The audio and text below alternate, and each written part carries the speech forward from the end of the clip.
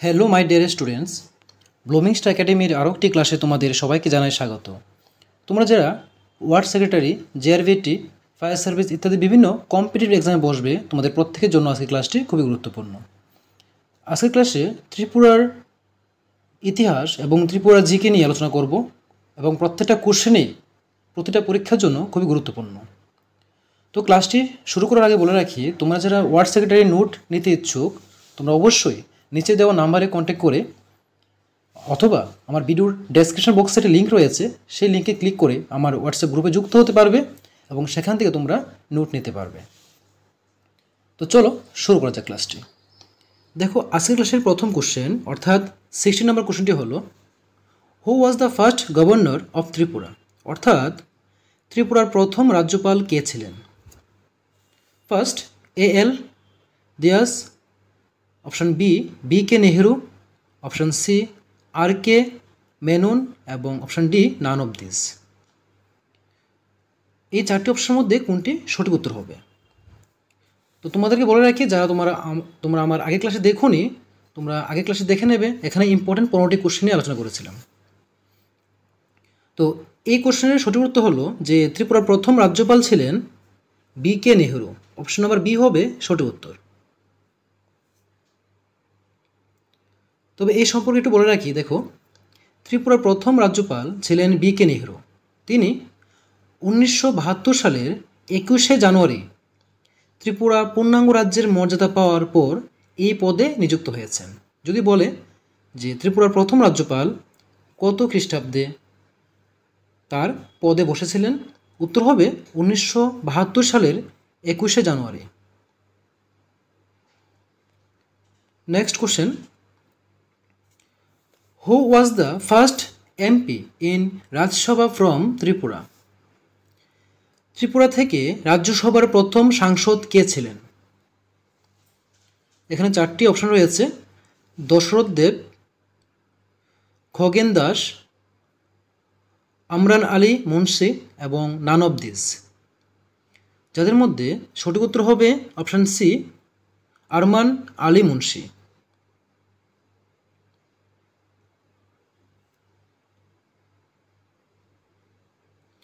ত্রিপুরা থেকে রাজ্যসভার প্রথম সাংসদ ছিলেন আরমান আলী মুন্সি।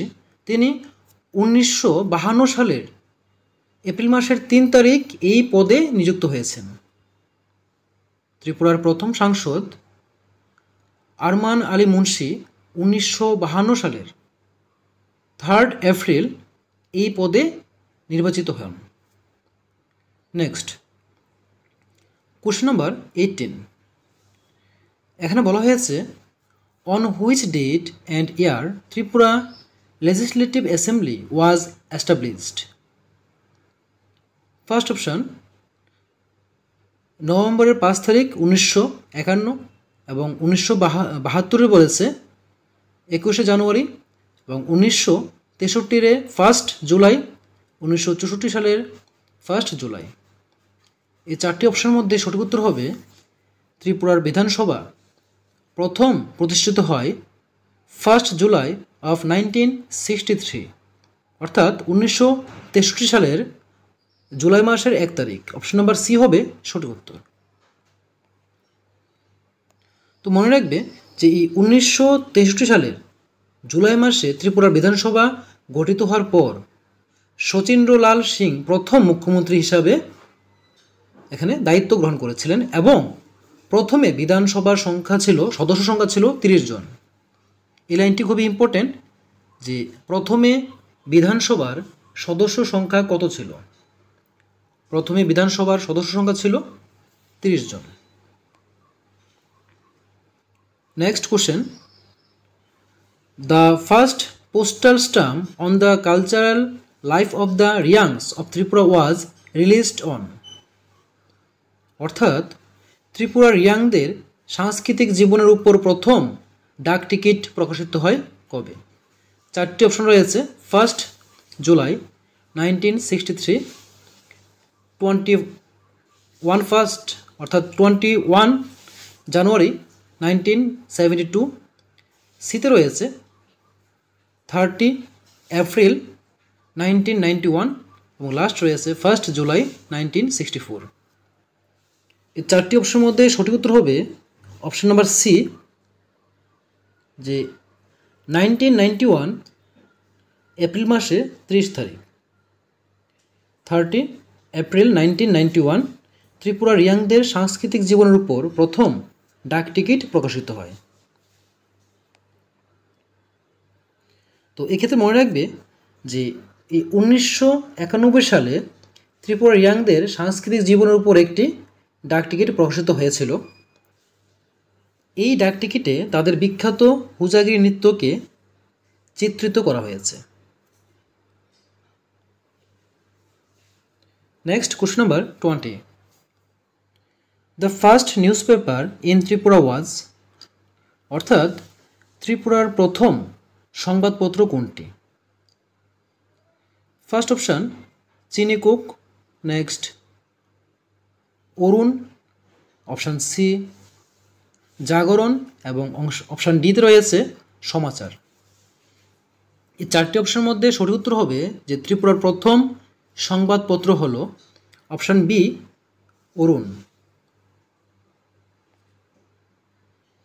তো তার সম্পর্কে তোমরা মনে রাখবে যে ত্রিপুরার প্রথম সংবাদপত্র হলো অরুণ, যা 1905 সালে প্রকাশিত হয়েছে। কিন্তু কিছু তথ্য অনুসারে ত্রিপুরার প্রথম দৈনিক পত্রিকা হলো জাগরণ, যা 1954 সালের 2 অক্টোবর প্রকাশিত হয়েছিল। তো এই স্টেটমেন্ট ভালো করে মনে রাখবে যে ত্রিপুরার প্রথম সংবাদপত্র হলো অরুণ, যা 1905 সালে প্রকাশিত হয়েছে। আবার কিছু কিছু তথ্য হতে পাওয়া যায় যে ত্রিপুরার প্রথম দৈনিক পত্রিকা, যদি বলে দৈনিক পত্রিকা কোনটা, তখন তোমরা বলবে জাগরণ, যেটা 1954 সালের 2 অক্টোবর প্রকাশিত হয়েছিল। Next question, who was the first lady governor of Tripura? ত্রিপুরার প্রথম মহিলা রাজ্যপাল কে ছিলেন? First option Sarojini Naidu, second doctor Kamla Beniwal, third Sucheta Kripalani এবং ফোর্থে বলা হয়েছে নন্দিনী সাতপাতি। এই 4টি অপশনের মধ্যে সঠিক উত্তর হলো ত্রিপুরার প্রথম মহিলা রাজ্যপাল ছিলেন option number B doctor Kamla Beniwal.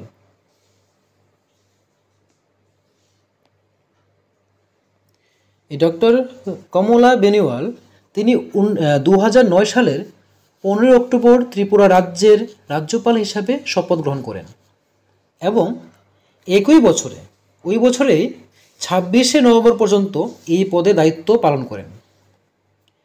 এর মাধ্যমে তিনি উত্তর পূর্ব ভারতের প্রথম মহিলা রাজ্যপাল হওয়ার গৌরব অর্জন করেন। অর্থাৎ প্রথম মহিলা রাজ্যপাল ত্রিপুরার, যিনি 2009 সালের 15 অক্টোবর ত্রিপুরা রাজ্যের এই রাজ্যপালের পদ অধিকার করেছেন এবং তিনি এই বছরে নভেম্বরের 26 তারিখ পর্যন্ত এই দায়িত্বে নিযুক্ত ছিলেন। Next question, name the first school of Tripura. অর্থাৎ ত্রিপুরার প্রথম স্কুলের নাম কি? First Umakanta academy, next Netaji Subhash Vidyaniketan, C Maharani Tulsibati girls H school এবং ডিতে রয়েছে নান অফ দিস। যার মধ্যে সঠিক উত্তর হবে যে ত্রিপুরার প্রথম স্কুল, সেই প্রথম স্কুলের নাম হলো অপশান এ উমাকান্ত একাডেমি। তবে এক্ষেত্রে মনে রাখা উচিত যে ত্রিপুরার প্রথম স্কুলের নাম হলো উমাকান্ত একাডেমি, এটি 1862 সালে মহারাজা বীরচন্দ্র মাণিক্য প্রতিষ্ঠা করেছিল।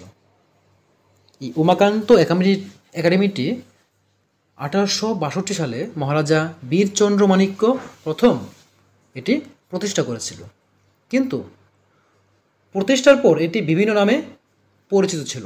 যেমন প্রতিষ্ঠার সময় স্কুলটির নাম ছিল মহারাজুলি নতুন হাভেলি ইংলিশ স্কুল। খুবই ইম্পর্টেন্ট একটা কোশ্চেন, দেখো যে ত্রিপুরার প্রথম স্কুল কোনটা? আবার হতে পারে যে ত্রিপুরার প্রথম স্কুল উমাকান্ত একাডেমি, তার পুরাতন নাম কী ছিল? অর্থাৎ প্রতিষ্ঠার সময় তার নাম ছিল মহারাজুলি নতুন হাভেলি ইংলিশ স্কুল, কিন্তু পরবর্তী সময় এটি আগরতলা হাই স্কুল নামে পরিচিত হয়েছে। পরবর্তী সময় এটি আগরতলা হাই স্কুল নামে পরিচিত হয়েছে, কিন্তু 1905, এই সনটা মনে রাখবে, 1905 সালে মহারাজা রাধাকিশোর মানিক্যের শাসনামলে এখানে নামকরণ হয় উমাকান্ত একাডেমি। কিন্তু এই উমাকান্ত একাডেমি কার নাম অনুসারে হয়েছে এটা কোশ্চেন আসতে পারে। ত্রিপুরার মন্ত্রী উমাকান্ত দাসের নাম অনুসারে। 1905 সালে মহারাজা রাধাকিশোর মানিক্যের শাসনামলে এর নামকরণ করা হয়েছে উমাকান্ত একাডেমি, এবং এটি করা হয়েছিল ত্রিপুরার মন্ত্রী উমাকান্ত দাসের নাম অনুসারে। খুবই ইম্পর্টেন্ট একটা কোশ্চেন। তো নেক্সট দেখো, কোশ্চেন নাম্বার 23 বলা হয়েছে, in which year Agartala municipal council turned to Agartala municipal corporation. অর্থাৎ আগরতলা পৌর পরিষদ কত সালে আগরতলা পৌর কর্পোরেশনে রূপান্তরিত হয়? ফার্স্ট অপশন 21 জানুয়ারি 2011, নেক্সট 21 জানুয়ারি 2012, 21 জানুয়ারি 2016, নেক্সট অপশন হলো 21 জানুয়ারি 2014, যার মধ্যে সঠিক উত্তর হবে অপশন নাম্বার ডি, 21 জানুয়ারি 2014। অর্থাৎ 2014 সালের 21 জানুয়ারি আগরতলা পৌর পরিষদ আগরতলা পৌর কর্পোরেশনে রূপান্তরিত হয়েছে। Next question, when was tribal research institute established in Tripura? অর্থাৎ ত্রিপুরায় উপজাতি গবেষণা ইনস্টিটিউট কবে প্রতিষ্ঠিত হয়? ফার্স্ট অপশান 1970, নেক্সট 1971, নেক্সট 1978, এবং লাস্ট বলা হয়েছে নান অফ দিস, অর্থাৎ উপরের কোনোটি নয়। যার মধ্যে সঠিক উত্তর হবে 1970, অপশন নাম্বার এ, অর্থাৎ 1970 সালে ত্রিপুরায় উপজাতি গবেষণা ইনস্টিটিউট প্রতিষ্ঠিত হয়। মনে রাখবে যে ত্রিপুরায় উপজাতি গবেষণা এবং সাংস্কৃতিক ইনস্টিটিউট অর্থাৎ tribal research and culture institute 1970 সালে প্রতিষ্ঠিত হয়। এটি ভারত সরকারের সিদ্ধান্তের ভিত্তিতে উপজাতি কল্যাণ বিভাগের অধীনে স্থাপন করা হয়েছিল। Next question, first railway connectivity established in Tripura in which ইয়ার? ত্রিপুরায় প্রথম রেল যোগাযোগ কত সালে প্রতিষ্ঠিত হয়? ফার্স্ট অপশন 1964 সালে, নেক্সট 1946, থার্ড 1965, এবং ফোর্থে বলা হয়েছে 1966, যার মধ্যে সঠিক উত্তর হবে অপশন নাম্বার এ, 1964, 1964 সালে। তো মনে রাখবে যে এই রেল যোগাযোগটি ছিল আসামের লামডিং থেকে ধর্মনগর পর্যন্ত একটি মিটার গেজ লাইন। ফার্স্ট যে লাইনটা ছিল 1964 সালে এটা প্রথম তৈরি করা হয়েছিল, সেটা আসামের লামডিং থেকে ধর্মনগর পর্যন্ত ছিল, আর এটা ছিল একটি মিটার গেজ লাইন। কিন্তু পরবর্তী সময়ে যে 1990 সালে এই লাইনটি কুমারঘাট পর্যন্ত প্রসারিত হয়েছিল, এবং পরবর্তী সময় রাজধানী আগরতলা পর্যন্ত রেল লাইনটি পৌঁছেছিল 2008 সালে, এবং 2016 সালে এটি ব্রডগেজ লাইনের মাধ্যমে ত্রিপুরা সরাসরি ভারতের মূল ভূখণ্ডের সঙ্গে যুক্ত হয়েছে। তো এখানে আমরা কি জানলাম? দেখো, এখানে আমরা জানতে পারলাম এটাই যে প্রথম যে লাইনটি ছিল ত্রিপুরার রেল লাইন সেটি ছিল মিটার গেজ লাইন, এবং এটি প্রথম ছিল ধর্মনগর পর্যন্ত, এবং পরবর্তী সময়ে এটি 1990 সালে কুমারঘাট পর্যন্ত প্রসারিত হয়েছে, এবং 2008 সালে রাজধানী আগরতলা পর্যন্ত লাইনটি এসছে। 2016 সালে ব্রডগেজ লাইনের মাধ্যমে ত্রিপুরা সরাসরি ভারতের মূল ভূখণ্ডের সাথে যুক্ত হয়েছে। প্রত্যেকটা স্টেটমেন্ট খুবই ইম্পর্টেন্ট তোমাদের পরীক্ষার জন্য। এগুলো তোমরা নোট করে নেবে। নেক্সট কোশ্চেন নাম্বার 26 বলা হয়েছে শ্রী আর কে রয় অর্থাৎ ICS took as the first chief commissioner of the state of Tripura on, যার অর্থ হলো শ্রী আর কে রায় ICS ত্রিপুরা রাজ্যের প্রথম প্রধান কমিশনার হিসাবে দায়িত্ব গ্রহণ করেন কবে? এখানে 4টি অপশন রয়েছে 14 আগস্ট 1947, 15 অক্টোবর 1949 এবং 21 জানুয়ারি 1972। লাস্ট রয়েছে নান অফ দিস। যাদের মধ্যে সঠিক উত্তর হবে অপশন নাম্বার বি 15 অক্টোবর 1949 অর্থাৎ 15 অক্টোবর 1949 সালে। যে 15 অক্টোবর 1949 সালে প্রথম ওই সাল থেকে শুরু হয়ে লাস্ট 1950 সালের এই 14 জুলাই পর্যন্ত এই পদে নিযুক্ত ছিলেন। আবারও দেখানো ওইটা যে শ্রী আর কে রায় যে ICS তিনি ত্রিপুরা রাজ্যের প্রথম প্রধান কমিশনার হিসাবে দায়িত্ব গ্রহণ করেছিলেন 1949 সালের 15 অক্টোবর এবং সেই 1949 সালের 15 অক্টোবর থেকে শুরু করলে 1950 সালের 14 জুলাই পর্যন্ত এই পদে তিনি নিযুক্ত ছিলেন। Next question number 27 Parikshit Jamatia was the name of the leader of, মানে হলো পরীক্ষিত জমাতিয়া ছিলেন একজন ঢেস নেতার নাম। উনি কে ছিলেন? First option Jamatia revolt, second option Kuki disturbance এবং থার্ড হচ্ছে Tripura revolt, fourth Reang revolt. যার মধ্যে সঠিক উত্তর হলো option number A Jamatia revolt. Parikshit Jamatia ছিলেন জমাতিয়া বিদ্রোহের একজন নেতা। ফার্স্ট লাইন মনে রাখবে, পরীক্ষিত জমাতিয়া ছিলেন জমাতিয়া বিদ্রোহের একজন নেতা। তিনি 1863 সালে ত্রিপুরার জমাতিয়া বিদ্রোহের নেতৃত্ব দেন। যদি বলা হয় যে ত্রিপুরার কোন বিদ্রোহে এই পরীক্ষিত জমাতিয়া নেতৃত্ব দেন, আনসার হবে যে জমাতিয়া বিদ্রোহে। এবং এই বিদ্রোহ কেন হয়েছিল? এই বিদ্রোহ ছিল মূলত ত্রিপুরার তৎকালীন রাজার কঠোর কর আদায়ের বিরুদ্ধে।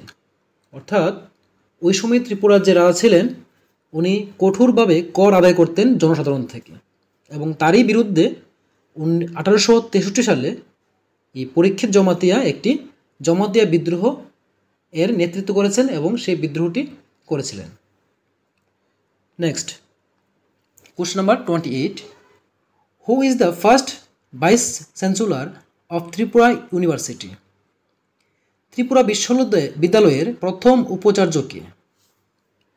ত্রিপুরার বিশ্ববিদ্যালয়ের প্রথম উপাচার্য হলেন, এখানে 4টি অপশন রয়েছে যার মধ্যে সঠিক উত্তর হবে অপশন নাম্বার বি ডক্টর।